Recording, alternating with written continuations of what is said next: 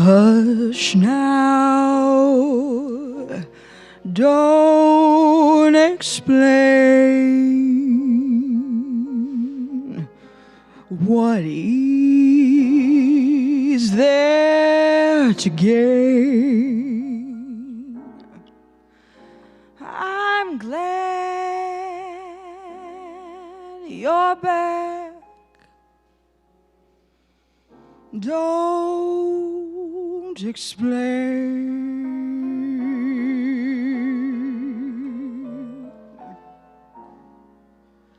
Quiet, don't explain. What is there to gain? Skip that lipstick. Don't explain.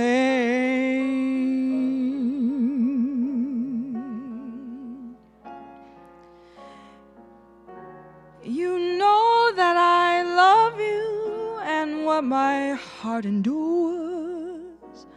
All my thoughts are of you, and I'm completely yours. Right or wrong don't matter, even though you cheat.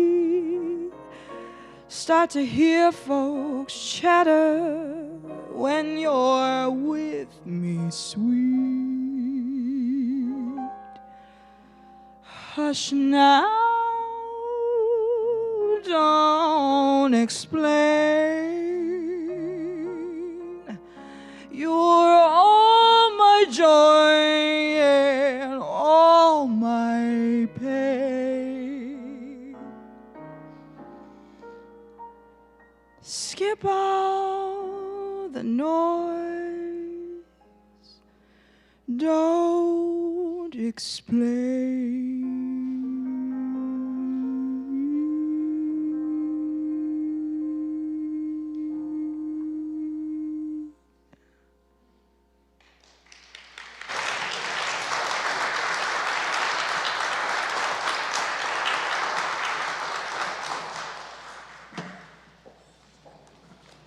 Wow.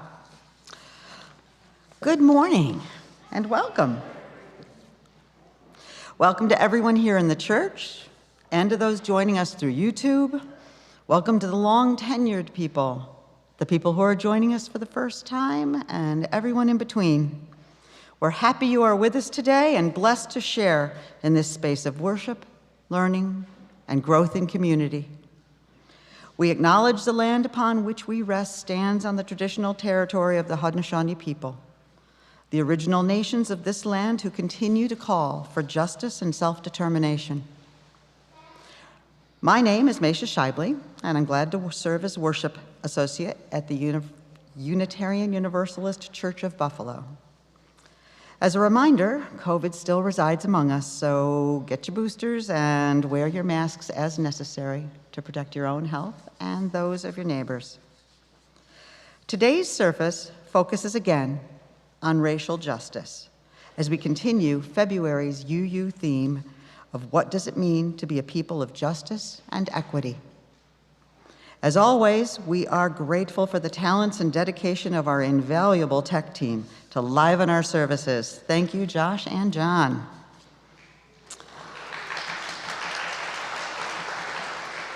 And today, we are also thrilled to welcome into our sanctuary our local jazz legends, Alex MacArthur on vocals and George Caldwell on piano, sharing with us the music of Billie Holiday. Thank you.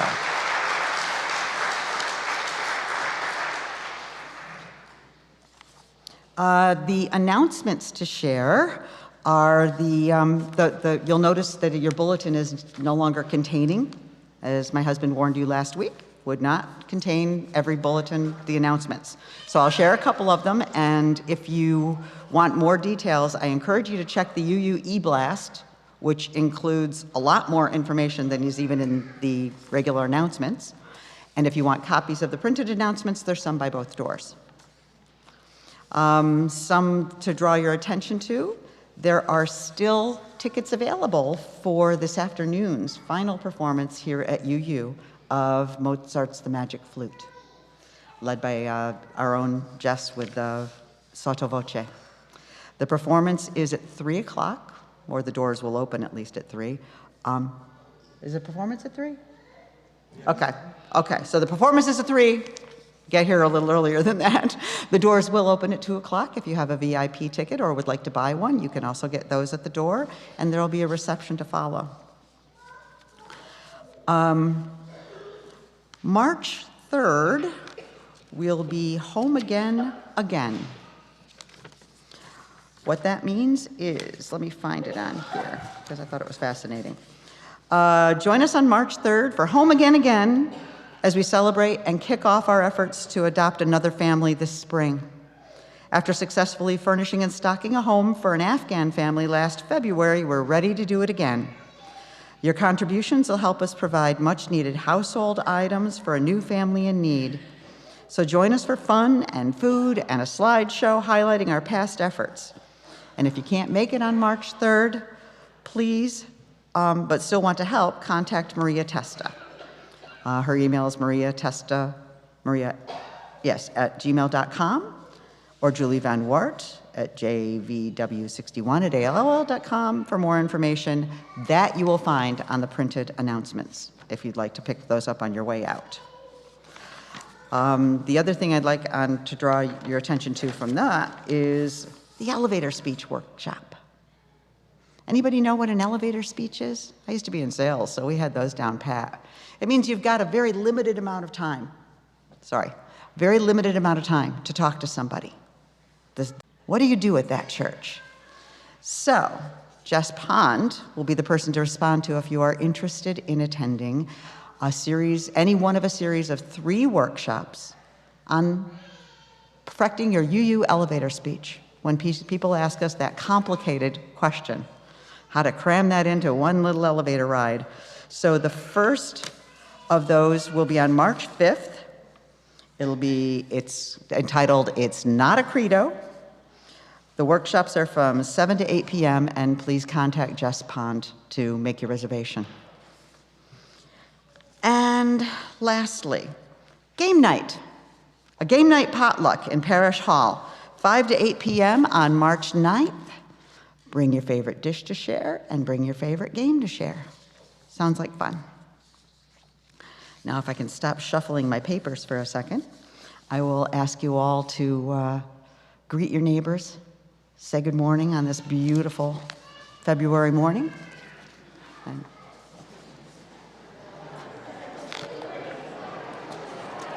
my announcements are all over the place.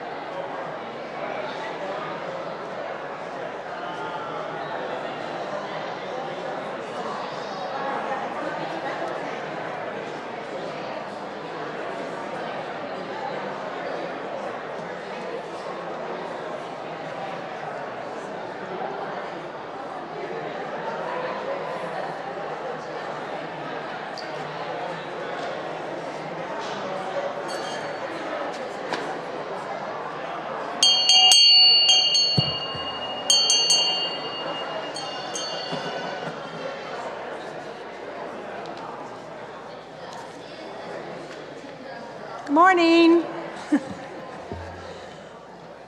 Oh, it's good to be together again. I'm Reverend Cathy Harrington, and I serve this congregation as an interim minister, proudly. My opening words this morning are from Reverend Libby Stoddard. We have come into this room of hope, where our hearts and minds are opened to the future. We have come into this room of justice, where we set aside our fear to name freely every oppression. We have come into this room of love where we know that no lives are insignificant. And we have come into this room of song where we unite our voices into the somber and beautiful melodies of life. Let us worship together. Please rise as you are willing and able and recite with me our homily as we alight our chalice. We gather in loving community, sharing a shared vision of compassion and dignity for all, to radically transform the world in which we live. Now, please turn to 368 in your gray hymnals, for Now Let Us Sing.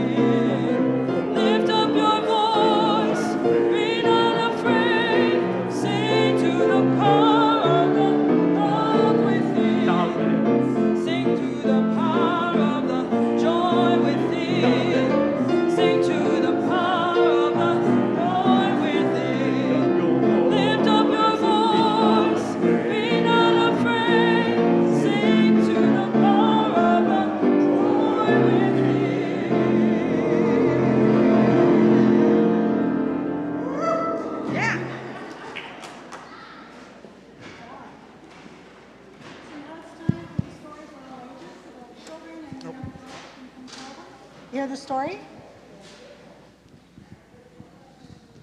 Sorry, you were off for that. Thank you. Okay. No takers? Come on, kids. Where are you? Not today.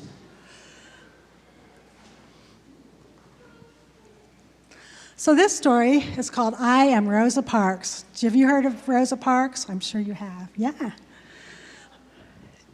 Yeah. We'll talk about it. Okay. Here we go. I am Rosa Parks. Growing up, I was small for my age, and I was sick a lot too, since we didn't have money for a doctor. But that didn't mean I was weak. I am not that short. Looks like you are, her brother said. When I was 11, as I was walking home from school, a boy on roller skates came zipping by and shoved me. He thought I would be an easy target. To his surprise, I turned around and pushed him back. I knew fighting was wrong, but I didn't want him picking on me again. Uh-oh, looks, this is going to be bad. Did you just push my son? His mother was so mad that I had pushed him. It's okay. But you know what made her even madder? I was black, and her son was white. And she immediately started yelling, I'll have you put in jail, and you'll never get out. No question, it was scary. But my mother and grandfather taught me to respect myself and to expect respect from others. So instead of backing down, I stood my ground and calmly but firmly I explained, your son was the one who pushed me. I did not bother him at all. I wasn't just standing up to that mom or even to the boy on roller skates. I was standing up for myself. And after that, the boy and his mom never bothered me again. Still, it's hard to change things. Sometimes it takes a long time. Back then, if you were black, you were treated unfairly just because of the color of your skin. You weren't allowed to live in the same neighborhood as a white person, eat in the same restaurant or ride on the same elevator or even use the same bathroom. You couldn't even drink from the same water fountain. One was marked for whites, the other for colored. When I was little, I used to wonder if white water tasted different from colored water. I even wondered if colored water came in lots of colors. And the only difference was that I had to walk outside or even down the block to get mine. Of course, it wasn't just about water fountains. This was my school, a small old wooden building with one room and one teacher for all of us. Everyone from the 5-year-olds to the 6th graders were stuffed in that one room. There were no windows, desks, and barely any books. Since most kids had to work on a farm to earn money, we only went to school 5 months during the year. Less school, hooray. Don't say hooray, that's bad. And you know, we also brought our books home every night. Why? Because we were worried the folks that hated the color of our skin would burn down our school. Now, here's the school for the kids who were white. Do you notice the difference? It was a new brick building with beautiful windows and new desks and plenty of books, plus a playground. And they went to school 9 months out of the year, since they weren't working in the fields like we were. Now, can we say hooray? There's no hooray about this. And also, if you were black, you had to walk to school. If you were white, you got to take a bus. And the worst part was when I'd walk home with my brother, the kids on the bus would throw trash at us. It made me feel horrible. There were no civil rights back then, and the only solution was to move off the road. And really, what kind of solution is that? As I got older, things didn't change much. There's no room in here, lady. One winter, I was waiting for the local bus. If you were black, you had to ride in the back, and if you were white, you rode up front. On that day, the back of the bus was packed. But there were plenty of seats in the front. I was just trying to find a place to sit. But as I entered through the front door of the bus, people said, "What do you think you're doing? You need to get off that and use the back door. Only whites can come in the front." But I'm already in. I tried to explain there was no room to get in through the back. The driver didn't care. He waved me off the bus. He grabbed me by my coat sleeve. I dropped my purse near the front door, and to pick it up, I sat in the front seat, a white seat, and it made the driver madder than ever. "Get off my bus." That was what he called it, my bus, and as if it was his. The bus wasn't his, though. It belonged to all of us. Still, that afternoon, that driver got his way, and he kicked me off. But I promise you that wasn't the last time I'd face that driver. "See you soon," he said. "Yes, you will." Tell me what happened next. I also stopped using colored water fountains. I'd rather go thirsty than be treated so poorly. From there, in addition to working as a seamstress, I started working to change things. At the NAACP, we fought for fairer laws and made sure people's stories were heard. I also stopped using colored water fountains. I'd rather go thirsty. It was the same with separate elevators. Instead of riding them, I'd take the stairs. But as for real change, even I didn't know what was coming. It was the end of a busy Thursday. I was 42 years old and on the bus going home. This time I was sitting in the first row of seats that were allowed for black people. There was one man next to me and 2 women across from me. It was the same driver from before, the exact same one from all those years earlier. At the third stop, a few white people got on, filling the rest of the empty seats. There was one white person left standing, so the driver told those of us in our row, Let me have those front seats. At first, none of us moved. He asked again, y'all better make it light on yourselves and let me have those seats. The other 3 people got up. I stayed right where I was. Sliding over to the window, I thought about what he was demanding. He wanted to take my seat away. He wanted to give it to that man. And why? Because I was black and the man was white. And I knew what the rules said, but I also knew in my heart, that is not how you treat people. Without a doubt, the driver was mad, but I never lost my cool. You gonna get up? No. People say that the reason I refused to give up my seat was because I was tired, and I was. But it wasn't the kind of tired that come from aching feet. The only tired I was tired of giving in. He said, I'm gonna have you arrested. And she said, you go on, you go ahead, and do so. Before me, there were other brave women who had refused to give up their seats, but still on this day, for violating the rules of Montgomery, Alabama, I got arrested. But I was standing up for myself. I ignited a movement, and from there the Montgomery bus boycott began, and for 381 days, that's well over a year, all blacks in the city and even a few whites, refused to ride the public buses. If you don't use the buses, we'll go out of business. Well, then maybe you should think about changing your rules. And finally, the rules were changed, and public buses were no longer allowed to separate people based on the color of their skin. That was only the beginning. Eventually, we were allowed to drink from the same water fountains, ride the same elevators, and yes, go to the same schools. In the Declaration of Independence, Thomas Jefferson wrote that we're all created equal. And finally, the nation was starting to act like it. Can we say hooray? Soon, we're close, said Rosa. Of course, that didn't mean the fight was over. There were thousands of other people just like that bus driver. But after hearing how I didn't give up my seat, there were now thousands more people like me, together, inspired, and committed to justice. My name's Martin. Want to hear a rough draft of my speech? You bet I do.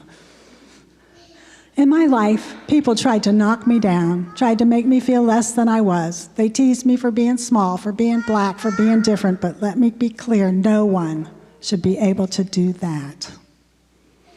If they try, you must stand strong. Stand for what's right. Stand up for yourself, even if it means sitting down. When you do, others will follow. And that's the story. So, what did you think? What was your favorite part of the story? No?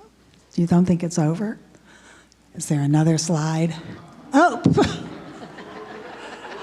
Those kids are smart, aren't they? All right. I am Rosa Parks. I am not a politician or a president or an actor or a famous business owner. I'm just an ordinary person. But I'm also proof that there's no such thing as an ordinary person. I hope you will always stand up for yourself, and I hope you will remember that we are all in this together. I like that ending, don't you? There you go. All right. What did you think of the story? What was your favorite part? Yes?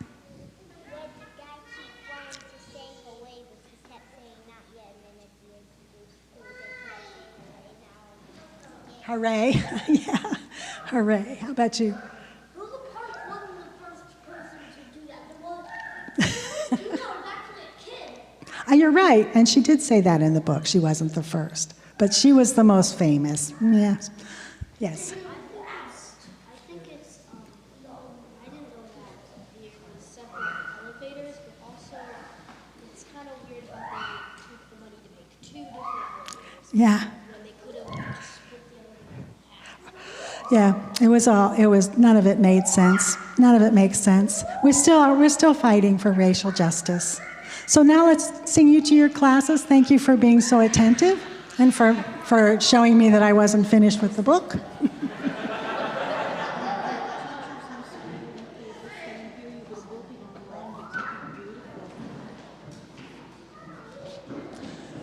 Oh, go now in peace. Go now in peace. May the Spirit of love surround you everywhere.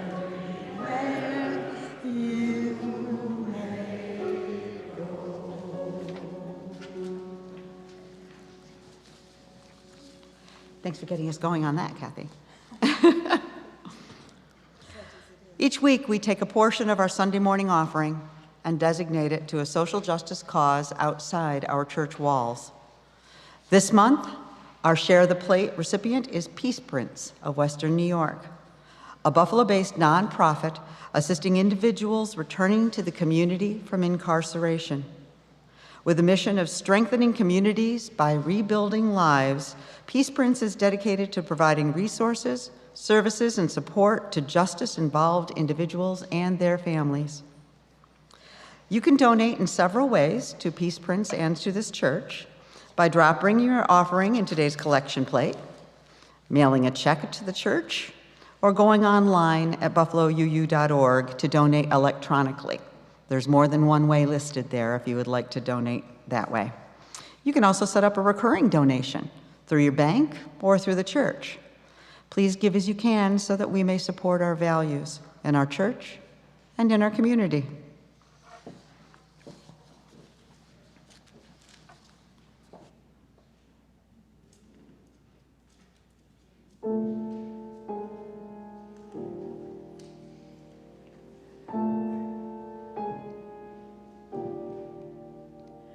Them that's got shall get,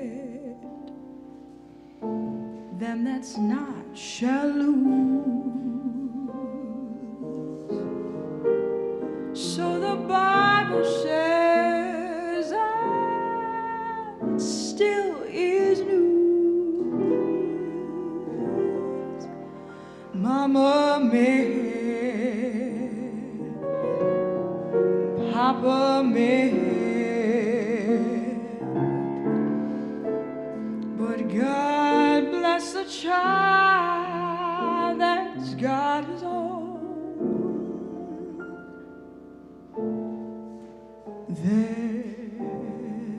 That's got his own.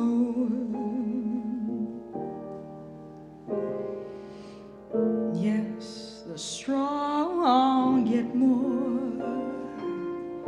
while the weak ones fade. Empty pockets don't ever make the grave. Oh, Mama may have, and Papa may have, but God bless the child that goes out and gets his own. That's got his own.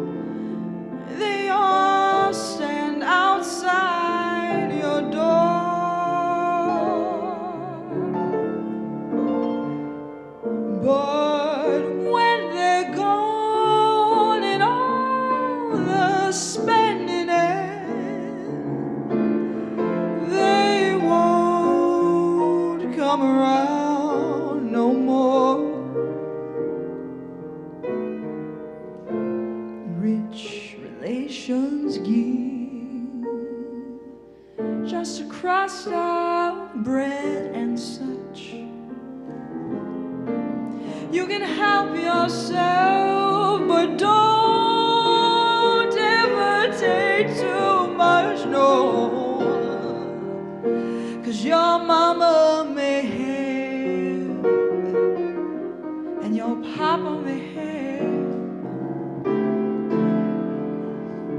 but God bless the child that's got his own. That's got his own.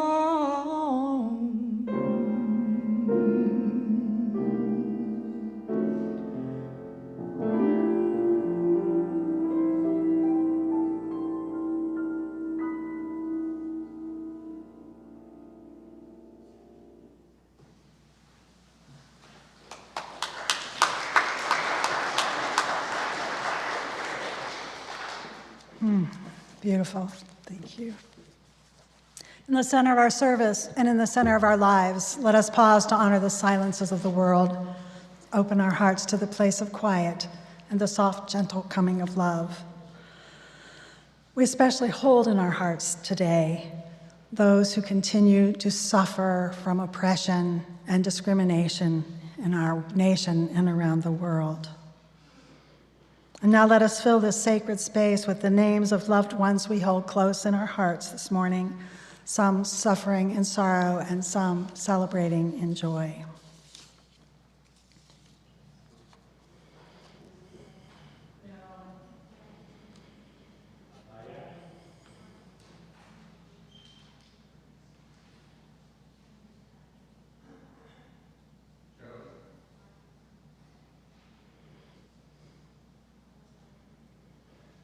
May they feel the love of our embrace.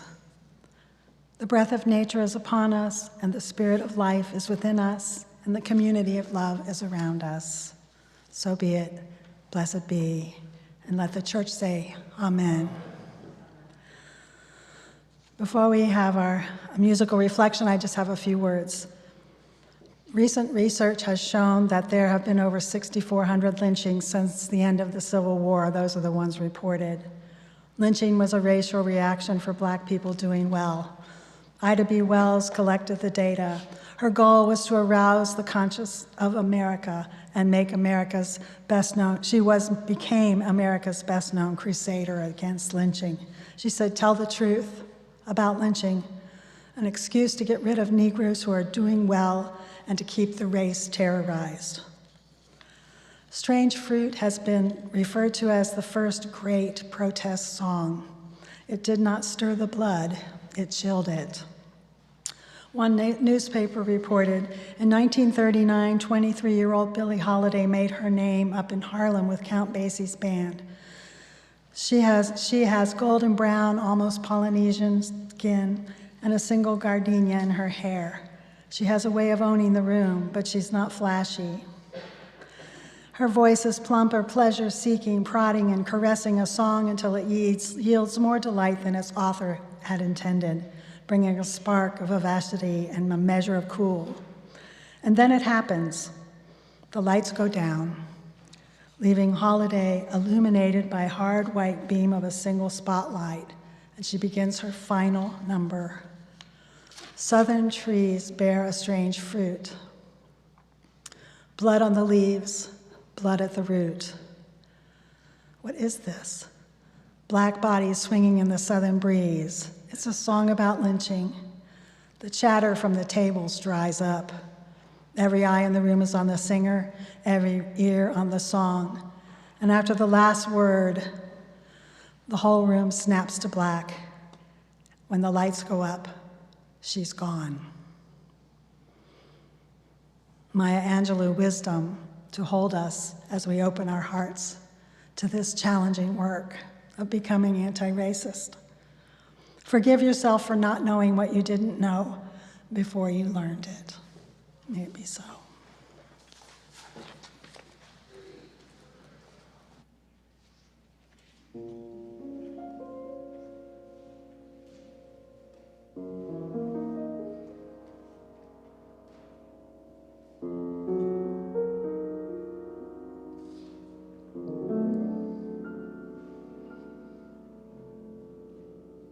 Southern trees bear a strange fruit. blood on the leaves, and blood at the roots.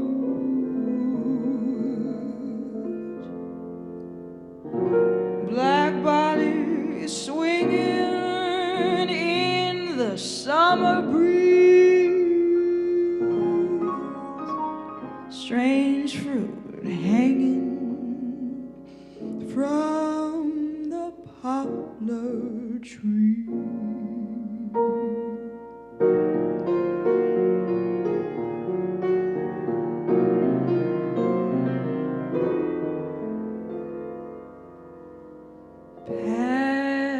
Pastoral scene of the gallant South, the bulging eyes, the twisted mouth, scent of magnolia, sweet and fresh. Then the sudden smell of burning flesh. Here is a fruit for the crows to pluck, for the rain to gather, for the crows to suck, for the sun to rot, for the leaves to drop.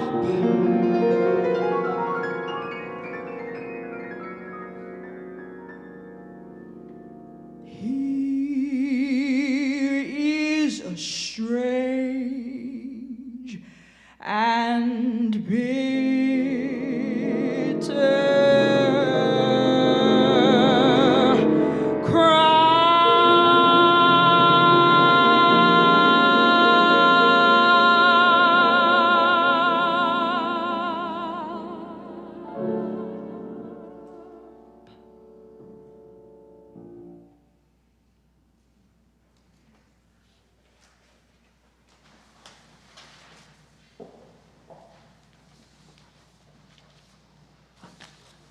Thank you so much for sharing your gifts with us this morning. The reading for this morning is a poem called Rosa Parks by Nikki Giovanni. This is for the Pullman porters who organized when people said they couldn't and carried the Pittsburgh Courier and the Chicago Defender to the Black Americans in the South so they would know they're not alone. This is for the Pullman porters who helped Thurgood Marshall go south and come back north to fight the fight that resulted in Brown versus Board of Education. Because even though Kansas is west, and even though Topeka is the birthplace of Gwendolyn Brooks, who wrote the powerful Chicago Defender Sends Man to Little Rock, it was the Pullman porters who whispered to the traveling men, both the bluesmen and the racemen, so that they both would know what was going on. This is for the Pullman porters who smiled as if they were happy and laughed like they were tickled when some folks were around, and who silently rejoiced in the 1954 when the Supreme Court announced its 9-0 decision that separate is inherently unequal. This is for the Pullman porters who smiled and welcomed a 14-year-old boy onto their train in 1955. They noticed his slight limp that he tried to disguise with a doo-wop walk. They noticed his stutter and probably understood why his mother wanted him out of Chicago during the summer when school was out. 14-year-old black boys with limps and stutters were apt to try to prove themselves in dangerous ways when mothers weren't around to look after them. So this is for the Pullman porters who looked over that 14-year-old while the train rolled the reverse of the Blues Highway from Chicago to St. Louis to Memphis to Mississippi. This is for the men who kept him safe. And if Emmett Till had been able to stay on that train all summer, he would have maybe grown a bit of a paunch, certainly lost his hair, probably have worn bifocals, and bounced his grandchildren on his knee, telling them about his summer riding the rails. But he had to get off the train and ended up in Money, Mississippi, and was horribly, brutally, inexcusably, and unacceptably murdered. This is for the Pullman porters who, when the sheriff was trying to get the body secretly buried, got Emmett's body on the northbound train, got his body home to Chicago, where his mother said, "I want the world to see what they did to my boy." And this is for all the mothers who cried, and this is for all the people who said, "Never again." And this is about Rosa Parks, whose feet were not so tired. It had been, after all, an ordinary day, until the bus driver gave her the opportunity to make history.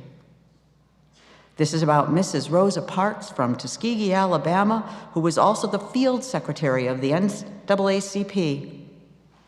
This is about the moment Rosa Parks shouldered her cross, put her worldly goods aside, was willing to sacrifice her life so that that young man in Money, Mississippi, who'd been so well protected by the Pullman porters, would not have died in vain.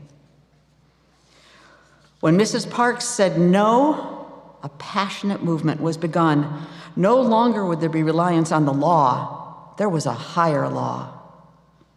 When Mrs. Parks brought that light of hers to expose the evil of the system, the sun came and rested on her shoulders, bringing the heat and light of truth. Others would follow Mrs. Parks. 4 young men in Greensboro, North Carolina would also say no.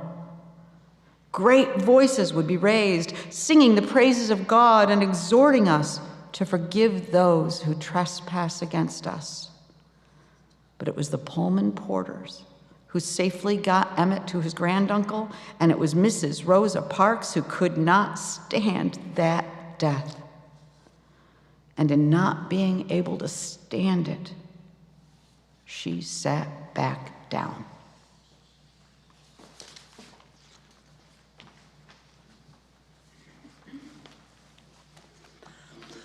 Resources for the service you're about to see, the slides and the history, come from the Equal Justice Initiative, the History Channel, the Smithsonian Channel, David Pilgrim, the professor of sociology and the founder of the Jim Crow Museum of Racist Memorabilia at Ferris State University.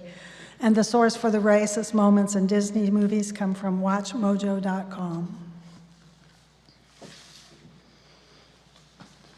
A timeline of the Reconstruction Era, 1865 to 77, and the beginning of legalized segregation.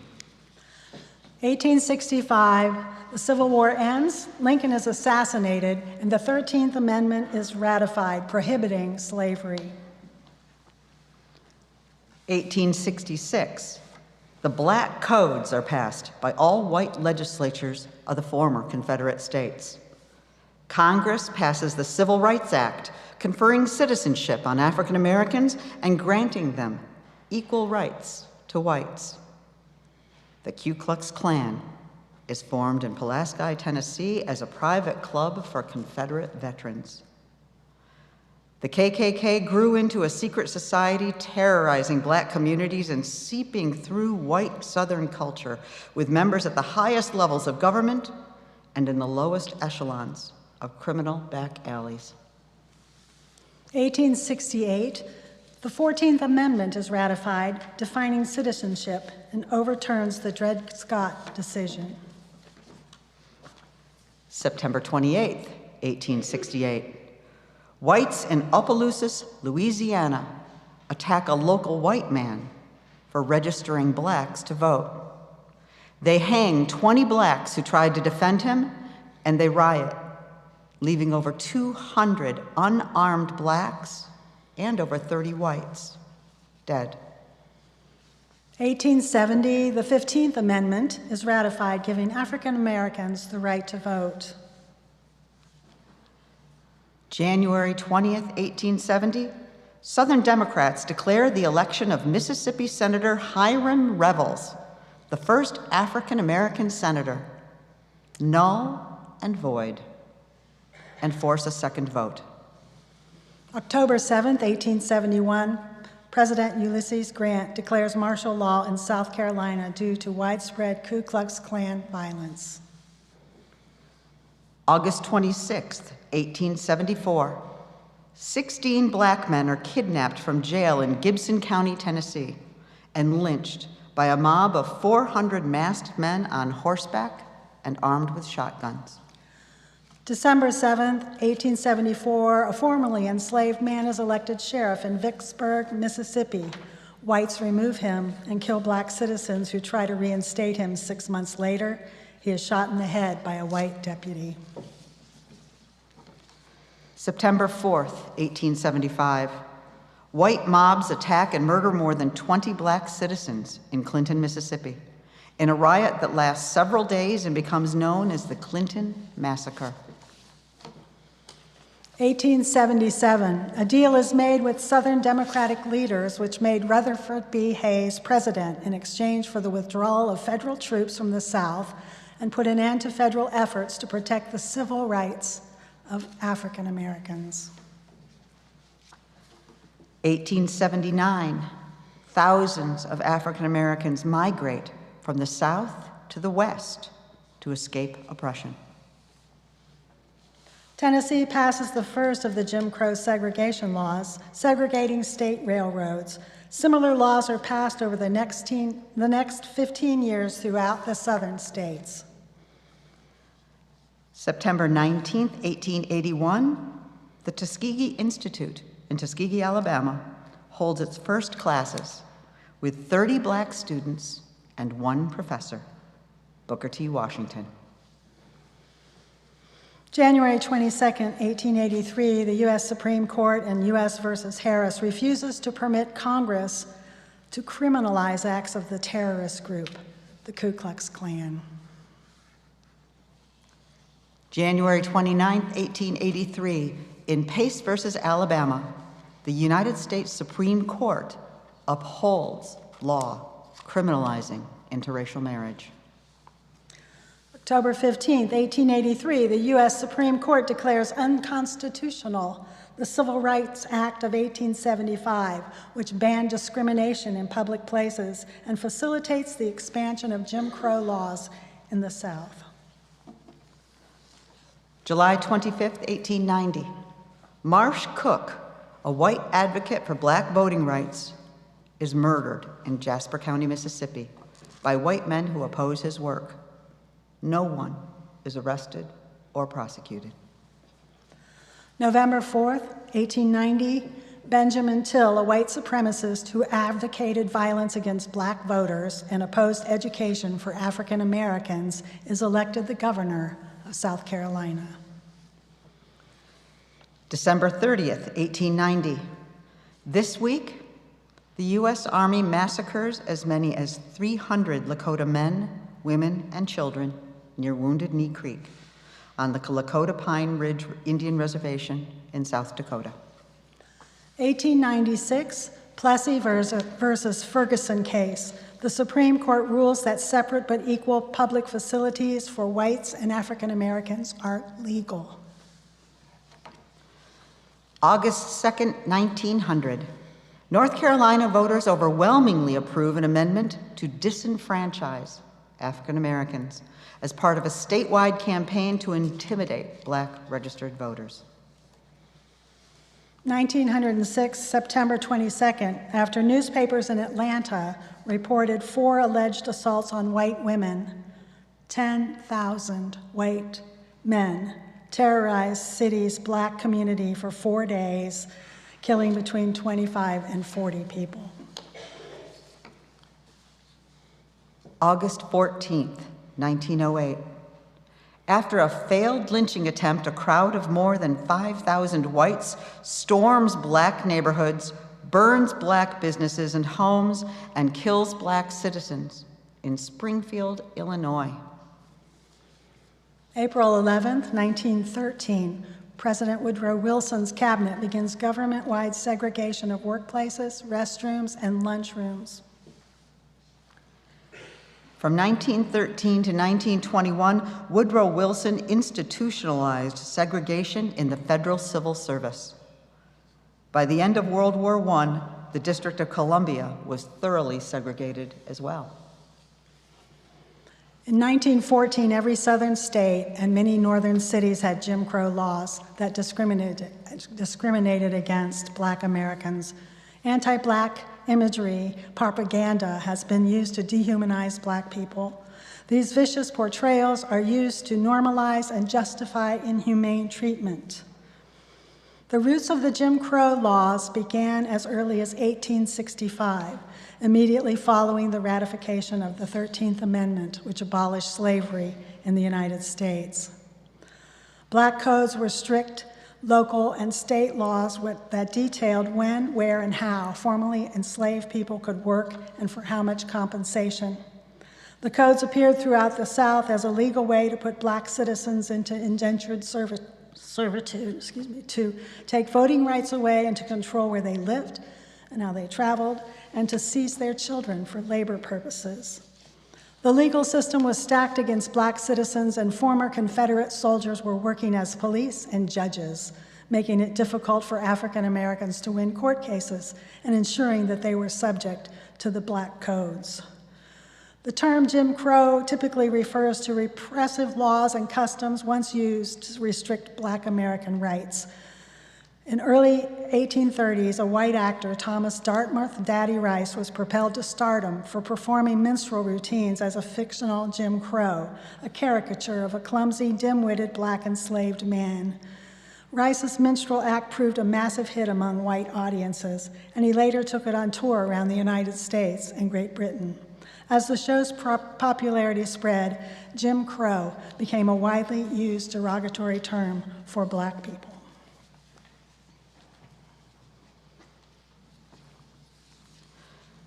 Racial stereotypes also appeared frequently in movies and cartoons.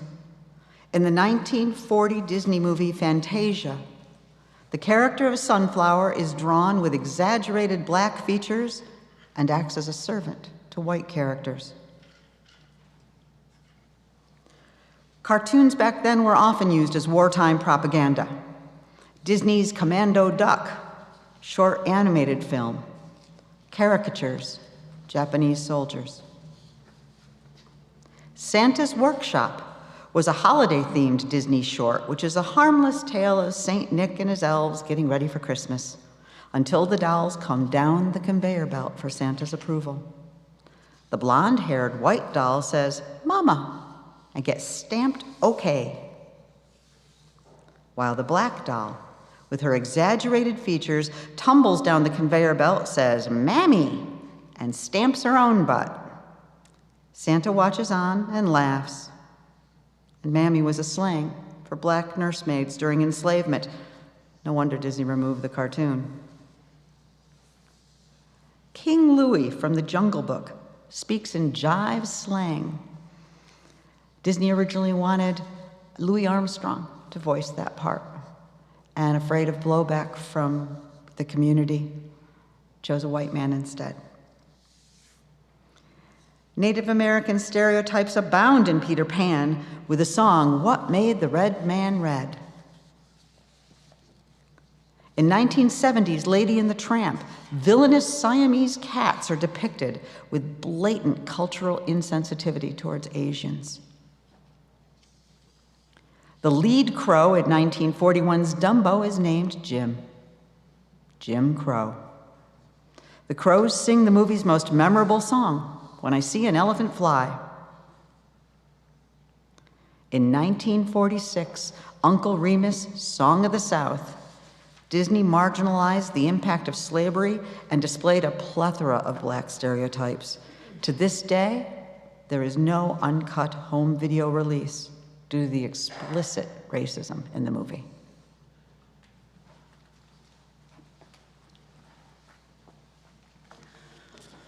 Violence against Black people was fueled by this propaganda during the Jim Crow era, but it was also directed toward successful Black communities such as Tulsa, Oklahoma's Greenwood community named Black Wall Street. Dr. David Pilgrim writes, James Weldon Johnson, the famous Black writer, labeled 1919 as the Red Summer. It was red from racial tension. It was red from bloodletting. During the summer of 1919, there were race riots in Chicago, Illinois, Knoxville, and Nashville, Tennessee, Charleston, South Carolina, Omaha, and Nebraska, and 24 other cities. W.E.B. Du Bois, the Black social scientist and civil rights activist, wrote, during that year, 77 Negroes were lynched, of whom 1 was a woman and 11 were soldiers. Of these, 14 were publicly burned, and 11 of them being burned alive. That year, there were race riots, large and small, in 26 American cities, including 38 killed in Chicago riot of August, 25 to 50 in Phillips County, Arkansas, and 6 killed in Washington. The riots of 1919 were not the first or the last mass lynchings of Black people, as evidenced by the riots in Wilmington, North Carolina in 1898, Georgia, 1996, Springfield, Illinois, 1908, East St. Louis, Illinois, 1917, Tulsa, Oklahoma, 1921, Detroit, Michigan, 1943. Joseph Boskin, author of Urban Racial Violence, claimed that the riots, now appropriately named massacres, of the 1900s had the following traits. In each of these race riots, with few exceptions, it was white people who sparked the incident by attacking Black people. In the majority of these riots, the extraordinary social condition prevailed at the time of the riot. Some extraordinary social conditions: pre-war social changes, wartime mobility, and post-war adjustment or economic depression. The majority occurred in the summer, hot summer months. And rumor played an extremely important role. Rumors of criminal activity by Blacks against whites perpetuated the actions of the mobs. The police force, more than any other institution, was invariably involved as a precipitating cause or perpetuating factor in the riots. In almost every one of the riots, the police sided with the attackers, either by actually participating in or failing to quell the attack. In almost every instance, the fighting occurred within the Black community.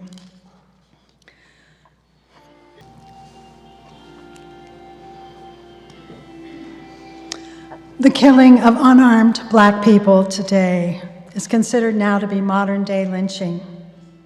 These words are from a statement by the UUA in response to the mass murder of 10 people at the Tops grocery store in Buffalo, New York.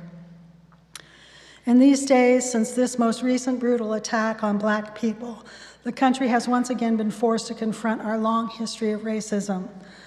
The stain of white supremacy has been a part of American society since before we were a nation, from the legacy of slavery to the persistent racism today. We still devalue Black life. Additionally, throughout our history, and even before we were a nation, there have been courageous and faithful civil rights leaders, most of whom were people of color, who have repeatedly shown up for justice and inspired others to fight against what President Biden called the poison of white supremacy. The UUA believes that there is a better alternative, one rooted in our nation's democratic process of a just and multiracial, pluralistic, democratic society. A society in which all people are not only created equal, but treated equally. We know that the beloved community can be built here in the United States, but only through the hard work of listening to and organizing in solidarity with those most impacted by the racist systemic racism. We reaffirm our commitment to engage in relationship building, internal growth, and transformation as we continue to actively work to dismantle white supremacy in our own institution and in our country and in the world. And it is not just racial violence that kills black people. Researchers have long documented that black people have higher rates of heart disease, hypertension, diabetes, lung disease, asthma, and obesity, among other illnesses. Legal scholar Dorothy Roberts writes, "There is nothing innate to black people that explains why they are sicker and die earlier than their non-black counterparts. Black people's genes are not deadly. Rather, the way that we have organized our society is deadly." Bell Hooks wrote, "I came to theory because I was hurting. The pain within me was so intense that I could not go on living. I came to theory desperate, wanting to comprehend, to grasp what was happening around and within me. And most importantly, I wanted the hurt to go away. I saw in theory a location for healing." Langston Hughes speaks of that deep pain. In his poem, The Negro speaks of rivers. I've known rivers ancient as the world and older than the flow of human blood in human veins. My soul has grown deep like the rivers. I bathed in the Euphrates when dawns were young. I built my hut near the Congo and it lulled me to sleep. I looked upon the Nile and raised the pyramids above it. I heard the singing of the Mississippi when Abe Lincoln went down to New Orleans, and I've seen its muddy bosom turn all golden in the sunset. I've known rivers, ancient dusky rivers. My soul has grown deep like the rivers. When I was serving in the Unitarian Universalist Church of Chattanooga as their developmental minister, I noticed that there were many gang-related shootings and killings. As the mother of a murdered child, I thought I could be helpful to the mothers who were losing their teenage children to violence. I went to a funeral for a 16-year-old on August 1st, which happened to be my daughter's birthday, out of solidarity. I had never attended a black funeral before and was deeply moved by the spirited and spontaneous displays of emotion and love and compassion. I brought with me a sympathy card for the mother, offering my condolences and offering support as a peer, as a mother of a murdered child. I left it with the pastor and I never heard from her. There were many more funerals to follow. They were burying those children 2 and 3 a month in Chattanooga. Sometimes my congregants went with me. I was starting to see that my experience of losing a child to murder was different in many ways than my black counterparts. While my gesture of solidarity was sincere, I had been completely blind to my privilege and began my own process of critical reflection. I began to understand the intersectionality of the many layers of oppression, discrimination, and structural racism in our white supremacist culture that made my experience different. Murdered black gang members don't wind up on the national news and become the subject of 48 Hours and Nancy Grace. While I don't see privilege in that, I use that as an example to illustrate the difference between 2 white women murdered in their home and a black teenager gunned down in the street. I knew the pain of losing a child to violence and know that my pain is no greater than any other mother's, yet our racist society elevates my loss above theirs. And the more I learn about our shameful American history, the more I realize how little I know or can ever know about the depth of grief felt by black people going back to before the 17th century, when their ancestors were brought here in slave ships and sold like cattle. As we wrestle with the mental unrest and disturbance of dealing with the contradictions of our privilege and our history, we must become reflective and wholehearted. W.E.B. Du Bois argued that oppressed people develop a critical consciousness as part of their survival strategy. Du Bois' explanation in tandem with Bell Hooks, finding healing in theory, is new information for my reflection process. It helped me begin to comprehend that the survival strategies are essential and generational in communities of oppressed and exploited populations. Perhaps for black people, they are innate. I see them, though, as the source of their dignity, strength, and beauty that I recognize at the core of their being. As the poet Wendell Berry wrote, it is sublime, mystical, and unassailable. Dismantling white supremacy must begin with white people recognizing that we have benefited from our nation's institutional racism. It must begin with white people acknowledging and accepting responsibility for the deep and lasting harm caused by structural racism, embedded in our systems, our laws, unwritten and unwritten policies.